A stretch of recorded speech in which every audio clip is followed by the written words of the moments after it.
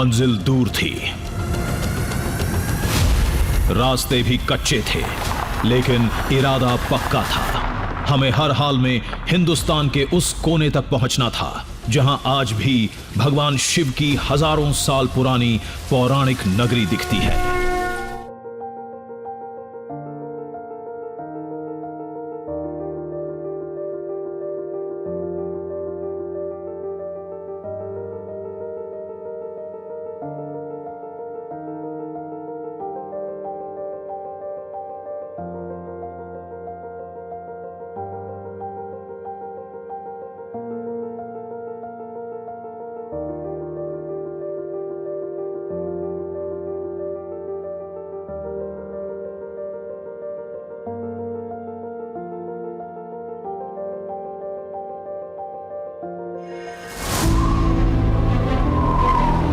बर्फीला मैदान जहां बिना बीज, बिना पानी सैकड़ों सालों से अपने आप धान के पौधे उग रहे हैं, और अंत में दिखता है 19,000 फीट की ऊंचाई पर महादेव शिव का निवास, आदि कैलाश।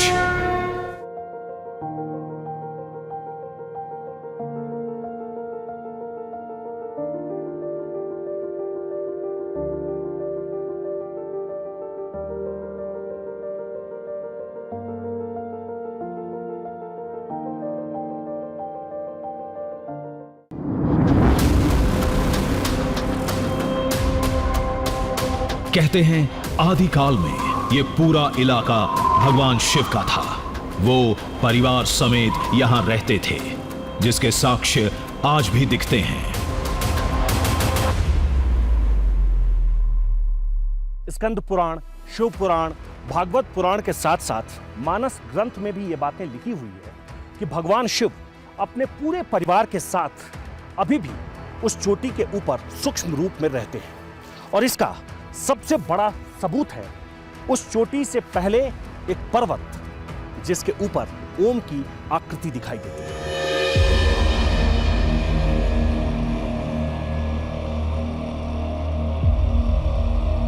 आदि कैलाश का रास्ता ओम पर्वत से होकर ही गुजरता है, और कहते हैं कि ओम पर्वत के पास ओम की आवाज सुनाई पड़ती है, और कहा यह भी जाता है कि ओम की आवाज सुनने के साथ ही जो उस आकृति को देख लेता है उसे ही आदि कैलाश की झलक मिलती है।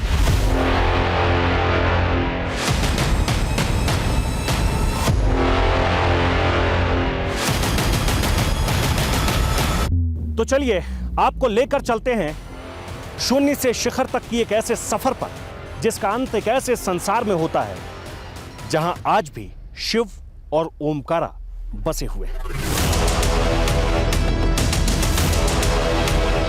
आज हम चलेंगे उन रास्तों पर जहां जाने से लोग आज भी कतराते हैं, नापेंगे उन चोटियों को जहां पौराणिक शिव नगरी के हजारों साल पुराने रहस्य दबे हैं। सामने लाएंगे आदिकाल के उन साक्ष्यों को जिन्हें केवल किस्से कहानियों में सुना गया है।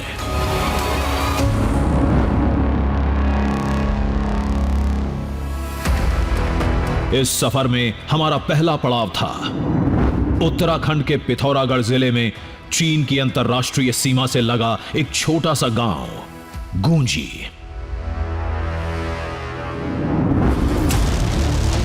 एक बड़े मकसद के साथ हमने जैसे ही गूंजी में कदम रखा, एक खबर सुनकर हमारा सारा जोश ठंडा पड़ गया।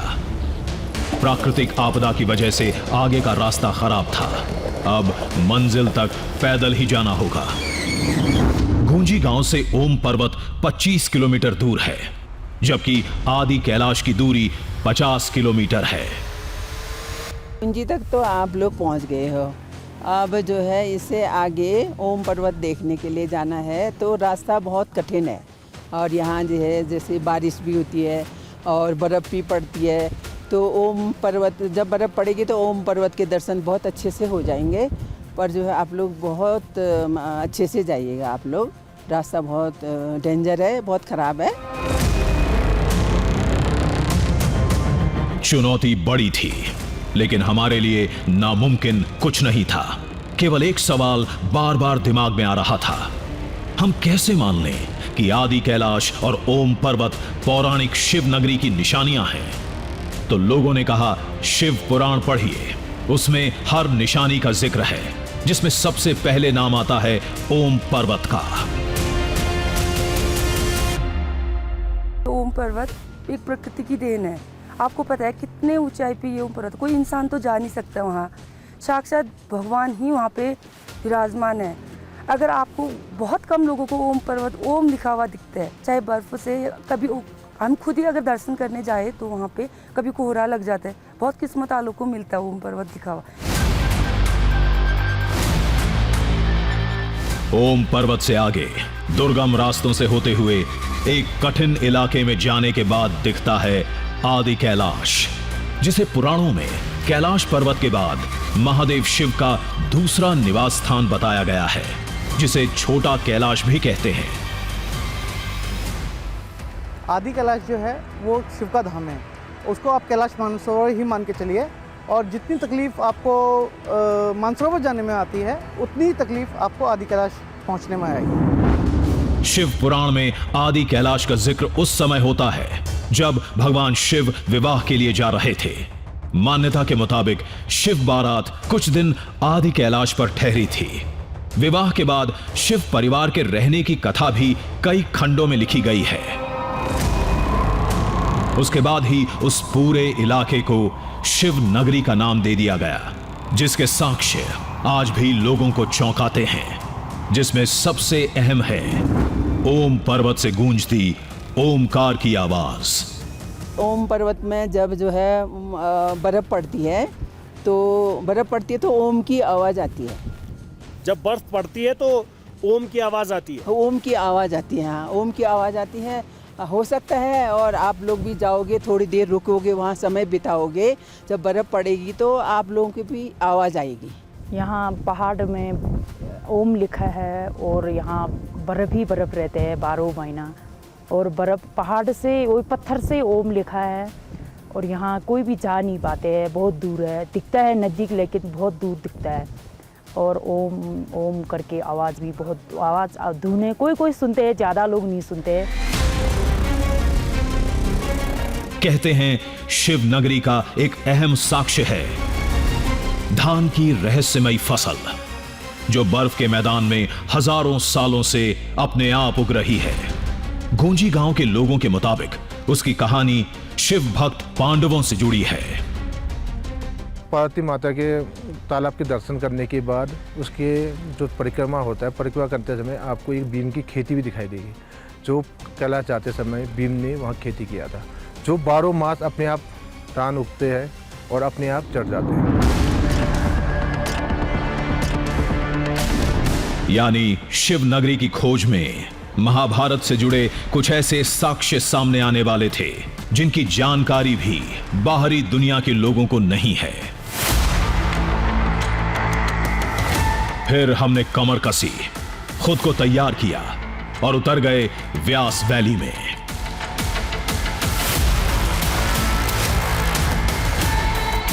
पहला लक्ष्य था ओम पर्वत, फिर आदि कैलाश पर्वत।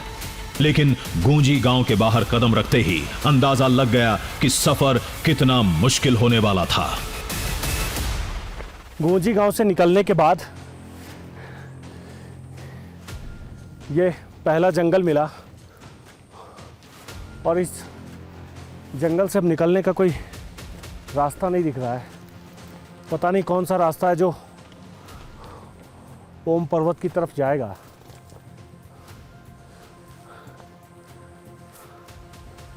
मुझे लग रहा है इधर से निकलना पड़ेगा, इधर से निकलते हैं।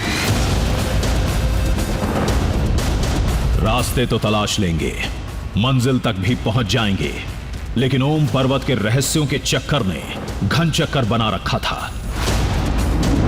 एक चोटी ओम के आकार की कैसे हो सकती है? ओमकार की गूंज का क्या मामला है? यह सब सच है या मनगढ़ंत बातें? फिर सोचा चंद घंटे की बात है, फिर हकीकत खुद आंखों के सामने होगी। हम जैसे जैसे अब आगे बढ़ते जा रहे हैं, ऐसा लग रहा है जैसे हम पहाड़ों के बीच खोते चले जा रहे हैं और दोनों तरफ ऊंची ऊंची चोटियां हैं, ऊंची ऊंची पहाड़ियां हैं। एक तरफ भारत है, दूसरी तरफ नेपाल है और दोनों के बीच में जो बहुत छोटा सा रास्ता है, रास्ता क्या बस पैर टिकाने की जगह कहिए, उसके बीच से हम पैदल आगे बढ़ते जा रहे हैं। ओम पर्वत पहुंचने के बाद भी वो आकृति हर किसी को नहीं दिखती। कभी मौसम, कभी बादल, तो कभी कोहरे की वजह से चोटी नजर ही नहीं आती। आगे काली नदी की लहरें खुद रास्ता बता रही थीं। अब ओम पर्वत ज्यादा दूर नहीं था। ये काली नदी है और इस काली नदी से गुजरते हुए, इसके ठीक बगल से चलते हुए हम उस जगह तक पहुंच सकते हैं जहां से ओम पर्वत का रास्ता बहुत आसान तो नहीं है, लेकिन हमें ये अंदाज़ा लग जाएगा कि ओम पर्वत के लिए हमें किस तरफ जाना होगा। ओम पर्वत को देखने के लिए हम भी बहुत बेकरार थे। जिसे सृष्टि का सबसे बड़ा रहस्य माना जाता है, वो आकृति, वहां से गूंजने वाली ओमकार की आवाज, ये सब कुछ विश्वास से परे था। खैर, अब हम ओम पर्वत पहुंचने ही वाले थे।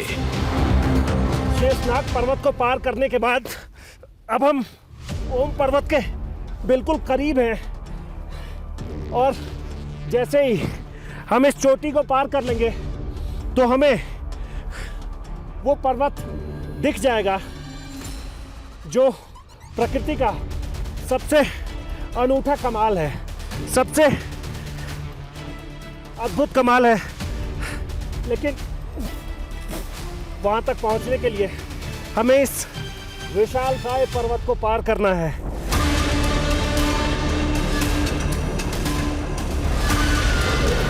अंतिम मोड़ पर खतरा बढ़ता जा रहा था। एक चूक का मतलब था सीधे मौत की गोद में।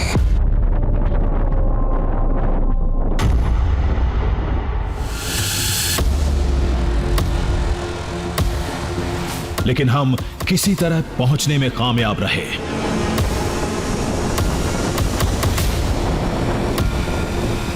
हमारे सामने था ओम पर्वत, जिसकी चोटी पर बनी ओम की आकृति बिल्कुल साफ नजर आ रही थी।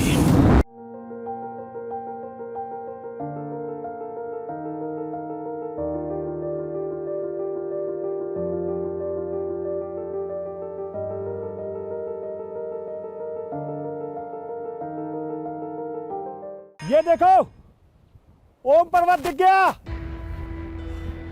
हम इसी जगह तक पहुंचना चाह रहे थे और जैसे ही नीचे से चलते चलते इस ऊंचाई तक हम पहुंचे, उसके बाद सामने वो विशाल पर्वत दिख रहा है और दिख रहा है कि कितना बड़ा ओम लिखा हुआ है।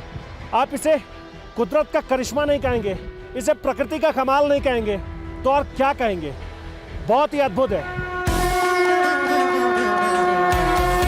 समुद्र तल से करीब 20,000 फीट की ऊंचाई पर आंखों के सामने एक विशाल ओमकार। विश्वास नहीं हो रहा था। कुदरत का ये अद्भुत करिश्मा था। एक एक हिस्सा, एक एक आकार एकदम साफ दिख रहा था।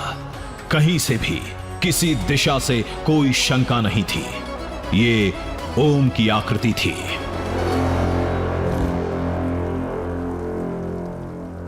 ये तो बिल्कुल ओम के जैसा लग रहा है।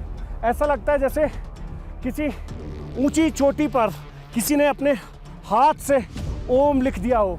लेकिन ये प्राकृतिक है। ये कितना हैरान करने वाला है।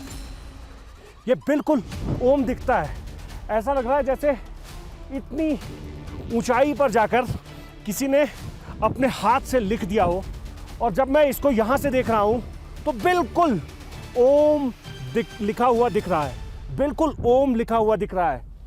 ऐसे ये आकार ऐसे। ओम का ये आकार कब से है, किसने खोजा, कब दुनिया के सामने पहली बार आया, ये कोई नहीं जानता। बताया जाता है कि ये हजारों सालों से है। उस समय से जब ये पूरा इलाका एक शिव नगरी थी। सैकड़ों सालों से कई भौगोलिक बदलाव हुए, लेकिन ये ओमकार आज भी जस का तस है। इस जगह को देखने के बाद अचानक से मेरे मन में यह सवाल आ रहा है, और जब आप इसे टीवी पर देख रहे होंगे तो आपके मन में भी सवाल आएगा कि 20,000 फीट की ऊंचाई है। ओम पर्वत, जहां वो ओम लिखा हुआ दिख रहा है, वो 20,000 फीट से ज्यादा की ऊंचाई है। वहां कोई कैसे पत्थर से ओम लिख देगा? ऐसे लग रहा है जैसे ये कुदरत का कमाल है, कुदरत ने कोई करिश्मा किया है। और ठीक सामने मैं वो देख रहा हूं कि ओम लिखा हुआ है, और बिल्कुल वैसे ही लिखा हुआ है जैसे आप जब किसी कॉपी पर या फिर पेन से किसी जगह पर या फिर पेंटिंग बनाने में कहीं ओम का इस्तेमाल करते हैं, ओम लिखते हैं, तो वो बिल्कुल वैसे ही लिखा हुआ है। कोई इसे सृष्टि की रचना से जोड़ता है, कोई शिव भगवान की निशानी से।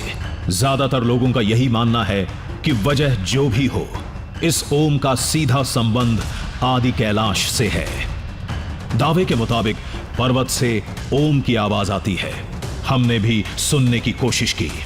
दावे के मुताबिक आवाज उस समय गूंजती है जब चोटी पर बर्फ गिरती है, लेकिन हम कोशिश करते रहे। कभी कभी हवाओं की वजह से भ्रम जरूर हुआ, लेकिन हमें ओमकार की कोई ध्वनि सुनाई नहीं दी। लेकिन ओमकार की ये आकृति अपने आप में किसी अजूबे से कम नहीं। अब बारी थी पौराणिक शिव नगरी के सबसे बड़े साक्ष्य आदि कैलाश की, जहां भगवान शिव आज भी पूरे परिवार के साथ बसते हैं, जिसे पुराणों में छोटा कैलाश कहा गया है। जितना कठिन सफर गूंजी गांव से ओम पर्वत का है, उतना ही कठिन सफर है ओम पर्वत से आदि कैलाश का सफर। वही आदि कैलाश जिसे छोटा कैलाश मानसरोवर कहते हैं, वही आदि कैलाश जहां कहते हैं कि अभी भी भगवान शिव अपने पूरे परिवार के साथ रहते हैं। और वहां जाने के लिए अब इस पहाड़ को पार करना है।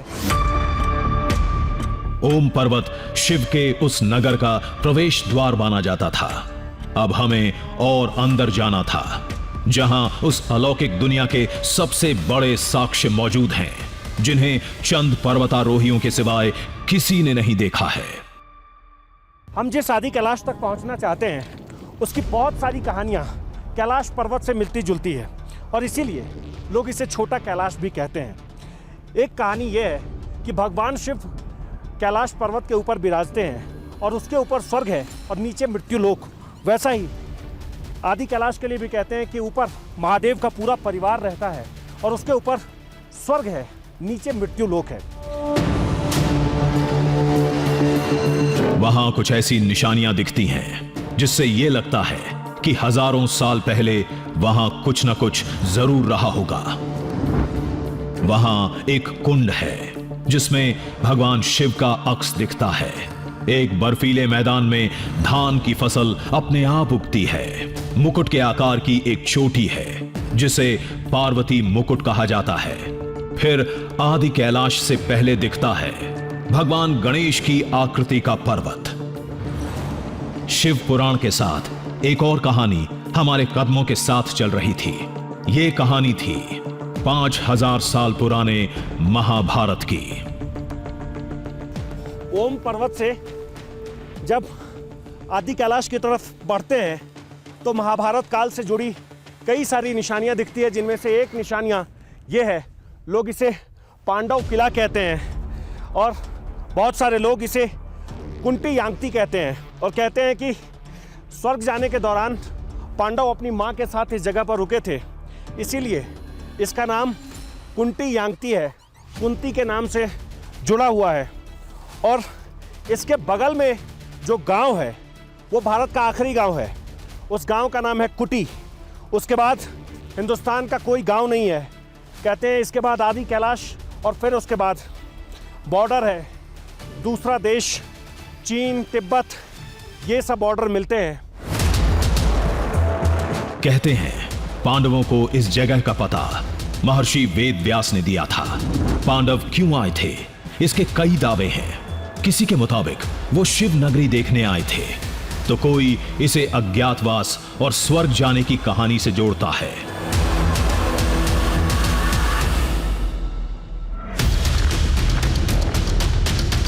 फिलहाल तो हम पौराणिक शिव नगरी की खोज में उत्तर की तरफ बढ़ते जा रहे थे। हम 19,000 फीट की ऊंचाई पर थे। सफेद पहाड़ों ने बता दिया मंजिल अब ज्यादा दूर नहीं थी। अब हम आदि कैलाश के बिल्कुल करीब पहुंच गए हैं और आदि कैलाश के पास में मैं करीब 19,000 फीट की ऊंचाई पर हूं। और इस जगह की सबसे बड़ी समस्या ये है कि यहाँ कहीं भी आसपास में ना तो कोई पेड़ है और ना ही कोई पौधा है। और ये सबसे बड़ी मुसीबत है कि यहाँ ऑक्सीजन सही से आपको नहीं मिल पाता है। और यहाँ से मुश्किल से 15 से 20 मिनट और मैं सफ़र करूँगा, ट्रैक करूँगा, तो मैं आदि कैलाश के आसपास पहुँच जाऊँगा। और फिर ठीक उसके आसपास में वो 2 सरोवर हैं, जिसे एक को गौरी कुंड कहते हैं और एक को पार्वती सरोवर कहते हैं। ठीक वैसे ही जैसे कैलाश मानसरोवर में है। तो उस जगह तक पहुंचने के लिए अब हमें बहुत कम समय बचा है और इसके लिए हमें इस तरफ से निकलना होगा। शिव पुराण, स्कंद पुराण, मानस खंड, इन ग्रंथों में भगवान शिव के उस नगर की कहानी लिखी है जिसमें खास तौर पर आदि कैलाश का जिक्र मिलता है, जिसके मुताबिक आदि कैलाश की मान्यता कैलाश पर्वत के बराबर है। इसे महादेव का दूसरा घर बताया गया है। आदि कैलाश की गिनती पंच केदार में होती है।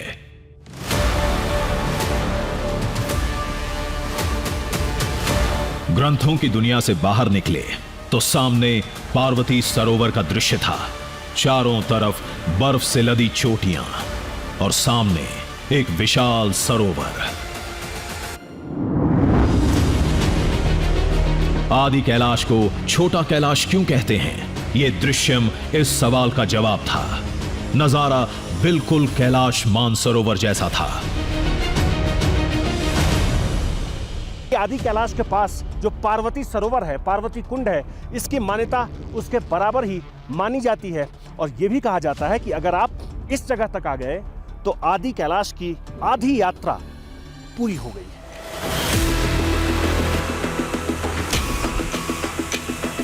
कहते हैं जब शिव परिवार आदि कैलाश पर रहता था तब मां पार्वती इस कुंड का इस्तेमाल करती थी। दावे के मुताबिक यह पौराणिक शिव नगरी का मुख्य जल स्रोत हुआ करता था। कुंड के पास ही एक शिव मंदिर है जिसकी देखभाल चीन सीमा पर तैनात जवान करते हैं। यहां एक चौंकाने वाली बात पता चली। कहते हैं सरोवर के जल में आदि कैलाश की छाया दिखती है। पार्वती सरोवर के एक हिस्से में भगवान शिव और माता पार्वती का मंदिर है, ये मंदिर, और एक हिस्से में आदि कैलाश पर्वत है जो कि यहाँ से काफ़ी दूर है। लेकिन जहाँ मंदिर है, मंदिर के ठीक नीचे पार्वती सरोवर में हर दिन आदि कैलाश की छाया दिखती है। और कहते हैं यही यहाँ की सबसे बड़ी मान्यता है। इसीलिए लोग इसे पार्वती कुंड, पार्वती सरोवर, माता पार्वती का प्रिय स्थान, पता नहीं कितने नामों से पुकारते हैं, कितने नामों से इसे जानते हैं। लेकिन यहाँ की जो सबसे बड़ी कहानी है वो यही है कि यहाँ बहुत दूर होने के बावजूद आदि कैलाश पर्वत की छाया हर दिन पार्वती कुंड में, पार्वती सरोवर में वो छाया दिखती है। ये कैसे हो सकता है? ये तो संभव ही नहीं है। कुंड से आदि कैलाश की दूरी करीब 5 किलोमीटर है, फिर उसकी छाया कुंड में कैसे पड़ सकती है? यही वो जलाशय था जिसमें महादेव के अक्स दिखने का दावा लोगों ने किया था। शायद आदि कैलाश की छाया को ही भगवान शिव का नाम दिया जाता है। सच्चाई क्या है ये हम जरूर पता करेंगे। अभी 5 किलोमीटर की दूरी तय करनी थी। उससे पहले इस पौराणिक शिव नगरी के कई साक्ष्यों से सामना होना था। तभी हमें एक पहाड़ दिखा जिसके शिखर पर नुकीले और लंबे पत्थरों की एक पूरी श्रृंखला थी। इसका नाम है पार्वती मुकुट। दूर से ये पहाड़ किसी राजमुकुट जैसा दिखता है। आदि कैलाश के करीब पहुंचने से पहले एक पर्वत दिखता है जिसे लोग पार्वती मुकुट कहते हैं। शायद इसलिए पार्वती मुकुट कहते हैं क्योंकि बिल्कुल ऊपर, चोटी के ठीक ऊपर जो वो आकार दिख रहा है वो मुकुट के आकार का है। यहाँ से देखने में कोई सीधा दिख रहा है, कोई वाइड दिख रहा है, ऐसा लग रहा है जैसे कुछ चौड़ा सा है और उसे ऊपर में रख दिया गया है। दरअसल यहाँ के आसपास के लोग, और इसकी मान्यता भी यही है कि वो मुकुट है और माता पार्वती ने अपने मुकुट को उतारकर उस स्थान पर रखा था, इसीलिए उस जगह को पार्वती मुकुट के नाम से जानते हैं। कुछ लोग इसे अद्भुत भौगोलिक संरचना कह सकते हैं, लेकिन एक बात गौर करने लायक थी, ऐसी शिलाएं इस पूरे इलाके में किसी चोटी पर नहीं थीं। केवल एक ही पर्वत ऐसा था जिसका नाम है पार्वती मुकुट। वाकई इस पूरे इलाके में एक से बढ़कर एक अद्भुत निशानियां थीं।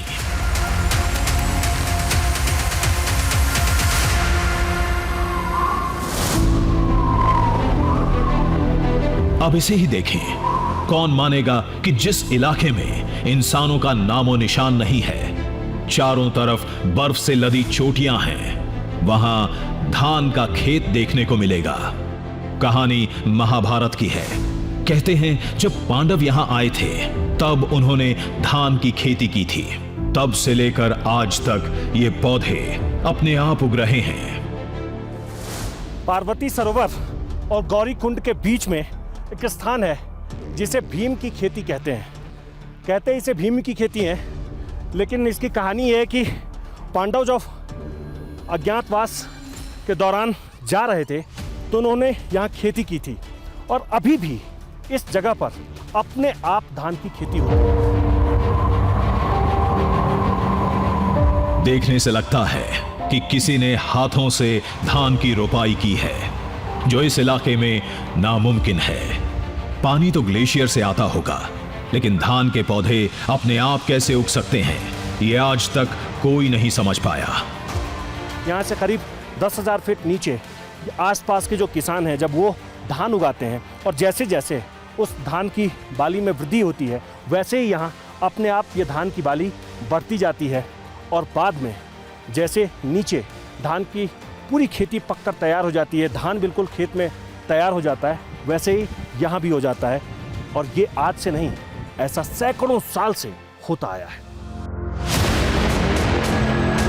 हम एक बार फिर आदि कैलाश की दिशा में थे। इस इलाके के दृश्यों ने हमें हैरत में डाल रखा था।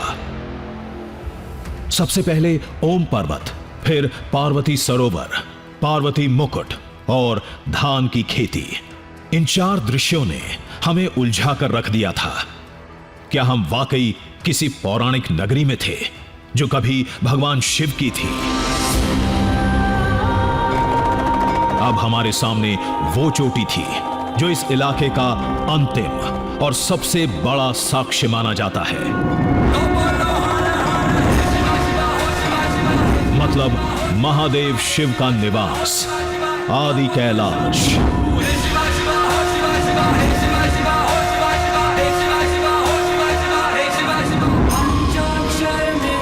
ये तो बिल्कुल कैलाश पर्वत जैसा था, हूबहू वैसा ही। आकार में थोड़ा छोटा, लेकिन आकृति बिल्कुल कैलाश पर्वत जैसी।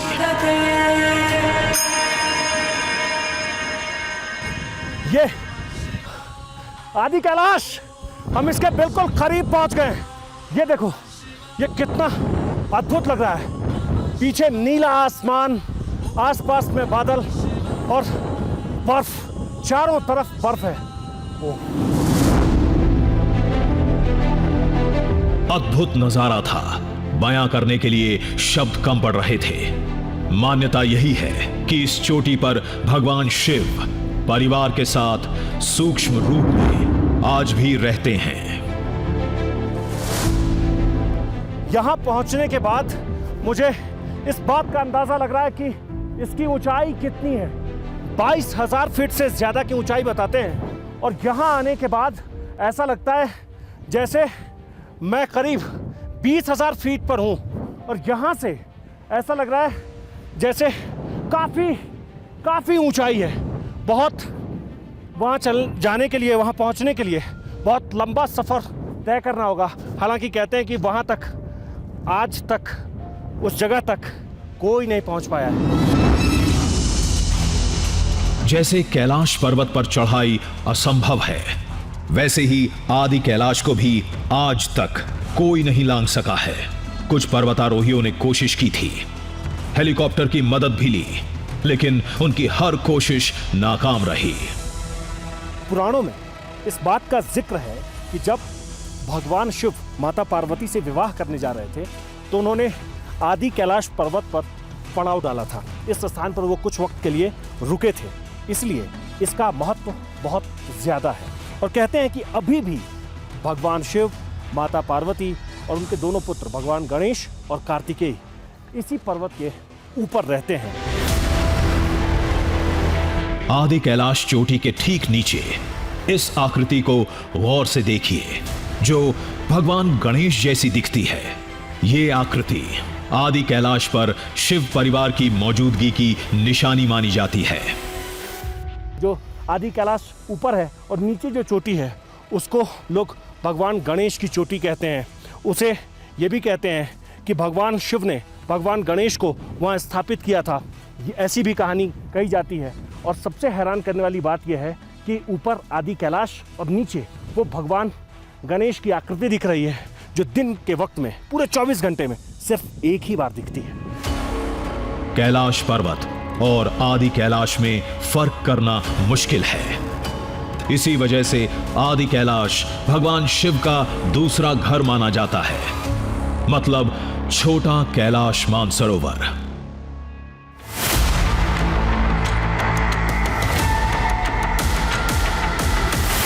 आदि कैलाश को भरपूर निहारने के बाद हम वापस पार्वती जलाशय की राह पर थे। अभी एक सवाल का जवाब खोजना बाकी था। 5 किलोमीटर की दूरी के बावजूद पार्वती सरोवर में आदि कैलाश की छाया कैसे दिखती है? कुछ देर बाद हम उस जलाशय के पास थे। पार्वती सरोवर में आदि कैलाश पर्वत की छाया दिखती है। वैसे कहते हैं कि कई ऐसी जगह हैं जहां से वो छाया दिखती है, लेकिन एक जगह है जहां ये दावा किया जाता है कि हर दिन वहां वो छाया एक बार ज़रूर पड़ती है। तो अब हम इस सरोवर के अलग अलग हिस्सों में, इस तरफ से और फिर इस तरफ, ये सरोवर जितना बड़ा है इसके हर हिस्से में जाकर हम देखते हैं कि क्या लोग जो कहते हैं कि यहाँ से काफ़ी दूर है आदि कैलाश पर्वत, बावजूद इसके यहाँ उसकी छाया दिखती है। क्या वो छाया दिखती है? इसके अलग अलग हिस्सों में जाकर देखते हैं। चोटी का व्यू पॉइंट 5 किलोमीटर दूर, सूरज की दिशा भी साथ नहीं दे रही थी, भौगोलिक हालात भी पक्ष में नहीं थे। फिर आदि कैलाश की छाया सरोवर में कैसे उभरती है? लेकिन कुछ ही देर बाद हमारी अटकलें सिरे से खारिज हो गईं। यहाँ से वो छाया दिख रही है। यहाँ से वो छाया पूरी तरह से दिख रही है। जितना ऊंचा ये पर्वत है वैसी ही छाया नीचे दिख रही है। हालांकि हवा थोड़ी तेज है और यहाँ हवाएं चलती रहती है। हवाओं के रुकने का कोई ठिकाना नहीं है, इसलिए बहुत साफ तो नहीं दिख रहा। लेकिन जब मैं यहाँ से इस जगह से बैठकर देख रहा हूँ तो ऐसा लग रहा है कि पर्वत जितना ऊंचा बिल्कुल आसमान की तरफ दिख रहा है, वैसे ही छाया इस सरोवर में बन रही है बिल्कुल नीचे तक। ये सबसे हैरत अंगेज तस्वीर थी। ये कैसे हुआ नहीं पता। इतनी दूर से छाया कैसे बनी नहीं जानते। जो भी था हमारे सामने था और हम लाजवाब थे। ओम पर्वत। पार्वती सरोवर, आदि कैलाश, ये सब किसी पौराणिक शिव नगरी के साक्ष्य हैं या नहीं हैं, इसको लेकर सवाल उठते रहे हैं। लेकिन सवाल उठाने वालों को एक और सवाल का जवाब तलाशना होगा। इस पूरे इलाके की एक एक तस्वीर, एक एक निशानी, हर एक साक्ष्य हूबहू वैसा ही क्यों है जैसा पौराणिक ग्रंथों में लिखा गया है। दरिया में झांकेंगे, पर्वत को नापेंगे, बांधेंगे धरती को अंबर की डोरों से, सूरज के चेहरे से पर्दा हटाना है, तूफान आंधी को भी अब चीर के जाना है, कुदरत की मुट्ठी से अब छीन लाएंगे हम, कुदरत की मुट्ठी से अब छीन लाएंगे हम। त्रिशूल